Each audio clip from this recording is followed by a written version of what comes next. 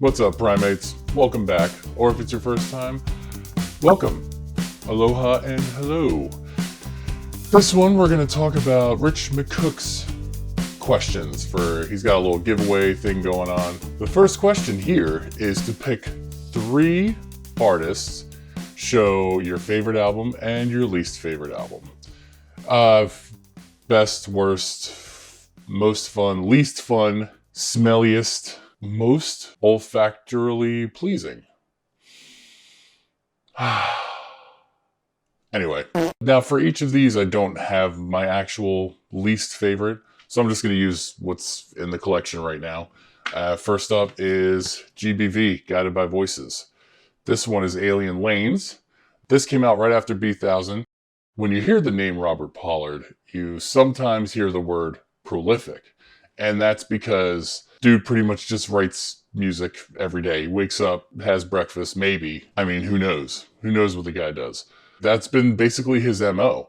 In his biographies and stuff, he used to say, you know, I tried to do the band thing where you write a bunch of songs, you go into the studio, you record, blah, blah, blah, blah, blah, blah, blah.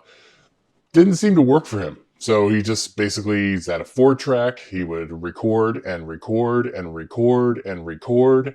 They'd all end up on these cassette tapes he'd literally throw into a suitcase in his basement. And then if time came for an album, just pick and choose from each one of those hundreds of cassettes.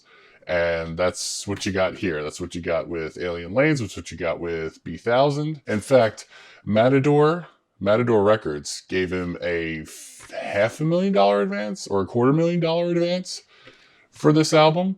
And they were actually kind of pissed because he just basically took the advance, he gave it to his friends, and then just did the same thing. Culled a bunch of stuff that was already recorded on 4 tracks and put it together. But the results are there. This is my favorite Guided by Voices album. And there's a lot of good stuff on here. Motor Away, Game of Pricks, they still play live. My Son Cool. Lots of good stuff. Check it out. And now to counter with that, like I said, I don't actually own my least favorite GBV album, which is an album called English Little League. I didn't like it. But this is my least favorite that I own. It's called Mirrored Aztec. It came out last year or the year before, like 2020, 2021, I think. I don't know. Around there. They put out like 6 albums a year. It's like, guys, come on. Take a break. Chill. All right? This is getting expensive. It is expensive. It's already an expensive hobby. You're going to make me buy a new album every 2 months? Ugh, give me a break. Anyway, yeah, there's nothing that really stuck out on this album for me. Next artist, least and most favorite. Most favorite for r.e.m. is New Adventures in Hi-Fi. This was an album they recorded on the road, literally in dressing rooms, on tour buses, during sound check. And it's incredible. It's really amazing how well put together this album is, despite how it was recorded. Least favorite, and again, not just to reiterate that I don't actually own my least favorite r.e.m. album, but also Rich makes this point in the video. I mean, just because these albums are our least favorites doesn't necessarily mean that they're bad in any way. And it doesn't mean that it couldn't be your favorite album. But anyway, least favorite of the r.e.ms that I own is this guy, Monster. This is the reissue that came out a couple years back. And when I first heard it, I wasn't impressed. Nothing really stuck out. With a remaster, and I'm one who tends to believe that remastering is almost like more of like a marketing tool, but sometimes a remaster can really change the feel, the texture, the emotion of an album. And it did that for me. This is now, I do listen to this quite a bit. Monster, r.e.m., the scary one. If you get that reference, hit up the comments.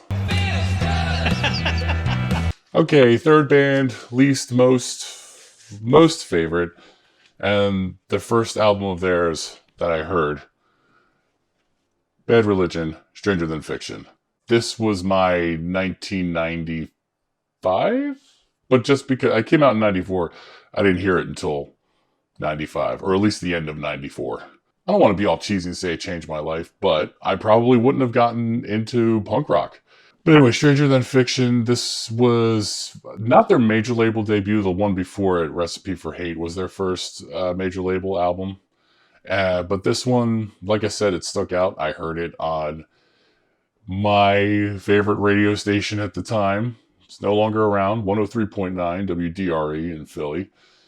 I heard Infected, and I was like, this song it stuck with me. It frightened me. It definitely moved me. And that's the point of good art, isn't it?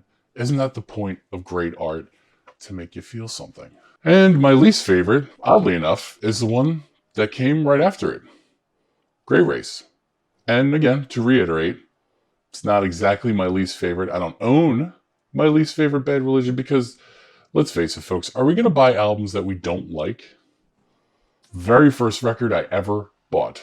Bought it from my hometown shop of Tunes in Marlton, R.I.P. I always did this when I started collecting. I started collecting back in high school, and I always did this. I always picked up the vinyl if I wasn't sure if I was going to like the album or not.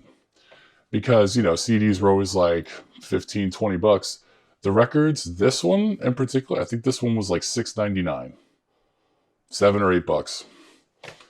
And I will say in later years, revisiting it, going back to it, it's become not a favorite, but, I definitely appreciate it more. And I enjoy it more now than I did when it originally came out. Next question. 3 albums you have on CD that you wish you had on vinyl. Or vice versa. 3 albums you have on vinyl that you wish you had on CD. Or 3 albums you have on 8-track that you wish you had on Tefyphone. First album I have on CD that I wish I had on vinyl is going back to the first guys we talked about, Guided by Voices. This is their debut. Sunfish Holy Breakfast. No. Forever Since Breakfast. Sorry. I think it was the first thing that they recorded. It was the beginning of what would, turn Bob Pollard and the rest of the boys off to the standard, typical recording process. He didn't like the fact that, you can only go into the studio when you have a certain amount of songs. Like, no. If you got the idea, you want to get it down, what else are you going to do? You're going to record it. This has a very, very Replacements, r.e.m, jangly college rock feel to it. In terms of vinyl copies, this is prohibitively expensive. It'll show up on the GBV Facebook group every now and then, and it always sells for like at least $500. I got it on CD. It's good enough for me right now. If I find it somewhere and I can afford it, I'll do it. Next up on my list of CDs I wish was vinyl, I wish were vinyl, whatever. This one I actually had on vinyl first, and then I went broke and had to sell my records. Miles Davis, Bitches Brew. Despite wanting this back on vinyl again, it's not that hard to come by. It's been reissued a million times. Frankly, it's just the album art. The album art is amazing. It's some of the most beautiful album art I've ever seen. I actually had it framed up before I had to take it down and sell it. Next up, third artist. These are albums on vinyl that I wish I had on CD. And they are the Colors series from Between the Buried and Me. There's Colors, and then a sequel. I've never heard of an album having a sequel, but good on them, because it's awesome. But yeah, Between the Buried and Me, Colors, Colors 2. These, again, like Bitches Brew, best enjoyed, at least for me, best enjoyed front to back, beginning to end. And having it on vinyl, it sounds great and everything, but, I have to get up and flip the record around. And not that that's no fun. That is part of the ritual, after all. One of the reasons why I enjoy vinyl. But there's literally, on Colors, there's literally one track that ends with a pretty crazy drum solo. Not exactly a drum solo, but it's a big fill. It's like... And even like... And it continues on to the next song. And it stops. Because you got to flip it over. Regardless, I would like to find these on CD. Obviously, this one just came out. The sequel just came out. This is a lot easier to find, and it's like $10. This one, I've only seen running for at least like 30, 40, 50 for the first Colors. I'll just rip it and burn a CD, I guess. And now the final question. Which artist would be best served just having a greatest hits? So now the way I approach this is, I'm going to take 3 of my favorite artists. They have extensive back catalogs, which are great. There's hardly anything I would say was not good. But honestly, as much as I love these bands, if there's one person if you're either just looking to get into them or you just want to, basically have something of theirs in your collection, each one of these bands has a greatest hits. And maybe your best serve. It's all up to you. Grab the greatest hits. If you want to hear more, listen to more.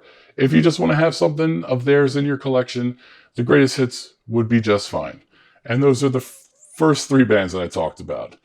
Guided by Voices, r.e.m, and Bad Religion.